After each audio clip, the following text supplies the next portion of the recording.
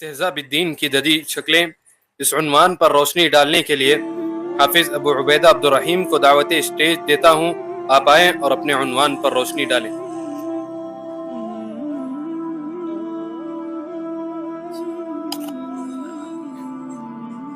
السلام علیکم ورحمۃ اللہ وبرکاتہ. الحمد للہ الذي هدانا لهذا وما كنا لنهتدي لولا ان هدانا الله. اشهد ان لا اله الا الله واشهد ان محمدا عبده ورسوله. اما بعد. بسم الله الرحمن الرحيم. قل أبالله وآياته ورسوله كنتم تستهزئون لا تعتذروا قد كفرتم بعد ایمانکم. صدر اجلاس، حکم صاحبان، مہمانان عظام، مشفق و مربی اساتذہ کرام اور میرے ہم سفر رفقا، آج کے سالانہ مشترکہ اجلاس سے میرا عنوان تقریر ہے استہزاء بالدین کی جدید شکلیں. حاضرین، اسلام دین کامل اور دین قیم ہے. اس میں قیامت تک ساری انسانیت کے لیے ہدایت موجود ہے، جیسا کہ رب نے فرمایا ذالک الدین القیم. مگر ہر دور میں ایسے لوگ موجود رہے ہیں جو دین کی تعلیمات کا مذاق اڑاتے ہیں اور اسے کمزور کرنے کی کوشش کرتے ہیں. ماضی میں یہ کام زیادہ تر محفلوں اور نجی گفتگو میں ہوا کرتا تھا، لیکن آج دور حاضر میں استہزاء بالدین کا معاملہ ایک منظم مہم کی شکل اختیار کر چکا ہے. Social networks, T V shows, فلموں، ڈراموں اور کارٹونز کے ذریعے اسلامی اقدار کو نشانہ بنایا جا رہا ہے، اور اس کا اصل مقصد جنہیں اسلام کو بدنام کرنا ہے، مسلمانوں کے جذبات کو مجروح کرنا اور نئی نسلوں کے ذہنوں میں شکوک و شبہات کو پیدا کرنا ہے. حاضرین، اب آئیے جانتے ہیں کہ استہزاء کی تعریف کیا ہے. امام غزالی رحمہ اللہ فرماتے ہیں استہزاء سے مراد تضحیک، تحقیر، استخفاف، نیز عیب و نقائص کو اس انداز میں بیان کرنا کہ اس کا مذاق اڑے. لیکن جب یہ مذاق مقدسات اسلام اور شعائر اسلام تک پہنچ جائے تو ایک خطرناک صورتحال اختیار کر لیتی ہے، اور بسا اوقات انسان ایمان جیسی عظیم دولت سے ہاتھ دھو بیٹھتا ہے. شیخ سلیمان بن عبداللہ رحمہ اللہ فرماتے ہیں کہ جس شخص نے اللہ کا یا اس کے رسول کا یا اس کے کتاب کا یا اس کے دین کا مذاق اڑایا، چاہے اس کا یہ فعل بطور مذاق کیوں نہ ہو، اہل علم کا اجماع ہے کہ وہ شخص کافر ہو جائے گا. حاضرین، اب آئیے جانتے ہیں کہ استہزاء بالدین کی جدید شکلیں کیا ہے. پہلا، داڑھی کا مذاق اڑانا. آج دور حاضر کے نوجوان لقد كان لكم في رسول الله اسوة حسنہ کی پاکیزہ تعلیمات کو چھوڑ کر نبی کی سنتوں کا مذاق اڑاتے ہیں، جبکہ یہ داڑھی نبی کی سنت ہے، مرد کی نشانی ہے. وہ یوسف علیہ السلام جن کو اللہ نے آدھی دنیا کی خوبصورتی عطا کی تھی، ان کی خوبصورتی کا راز ہے داڑھی. میرے نبی کے چہرے کو جان سے تشبیہ دینے پر مجبور کرنے والی چیز ہے.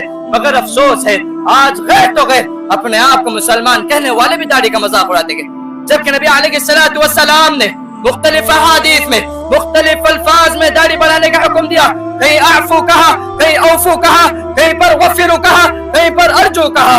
حاضرین، اور جو اس کی مخالفت کرتا ہے، اللہ کے نبی نے کہا من تشبہ بقوم فہو منہم. اے داڑھی کا مذاق اڑانے والوں، داڑھی کی اہمیت کیا ہے جاننا چاہتے ہو تو شیخ ابن عثیمین کو دیکھو. جب وہ کینسر میں مبتلا ہوئے، ڈاکٹروں نے کہا کہ علاج کے لیے آپ کے جسم کے سارے بال چل جائیں گے، یہاں تک کہ داڑھی بھی.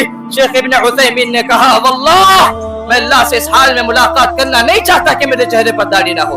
اور آپ اپنے چہرے پر نبی کی سنت کو سجا کر اس داڑھی پڑنے سے رخصت ہو گئے.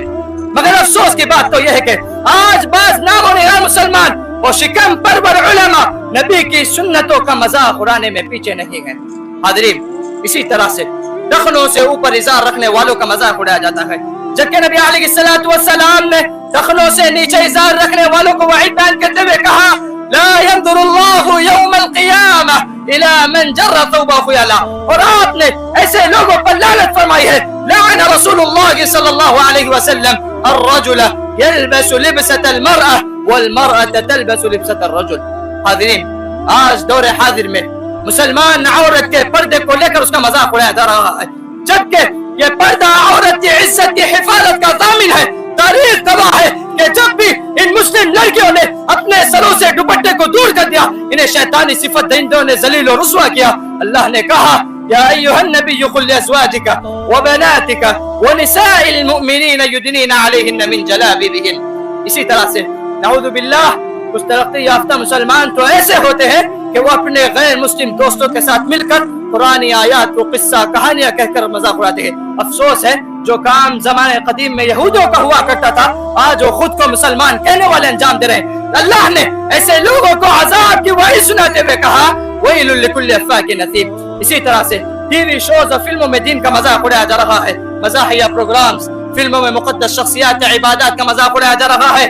معاشرت اقدار کو تباہ کیا جا رہا ہے اور نوجوان نسل کے مستقبل کو برباد کیا جا رہا ہے. اللہ نے کہا قل باللہ وآیاتہ ورسولہ کنتم تستہزئون لا تعتذروا قد کفرتم بعد ایمانکم. اسی طرح سے سوشل میڈیا پر بھی دین کا مذاق اڑایا جا رہا ہے. خلاصتاً میں اتنا کہوں گا استہزاء بالدین کی جدید شکلیں بظاہر نئے ہیں لیکن ان کا مقصد ایک ہی ہے دین اسلام کو بدنام کرنا اور اسلامی تشخص کو کمزور کرنا ہے. لہذا ضرورت اس بات کی ہے کہ جو سے کام نہ لیں بلکہ صبر و استقامت کے ساتھ کام لیں اور اسلامی تعلیمات پر عمل پیرا ہو. آخر میں اللہ رب العالمین سے دعا ہے کہ بار الہ ہم تمام کو دین کا مذاق اڑانے سے بچائے اور اسلامی تعلیمات پر عمل پیرا ہونے کی توفیق عطا فرمائے.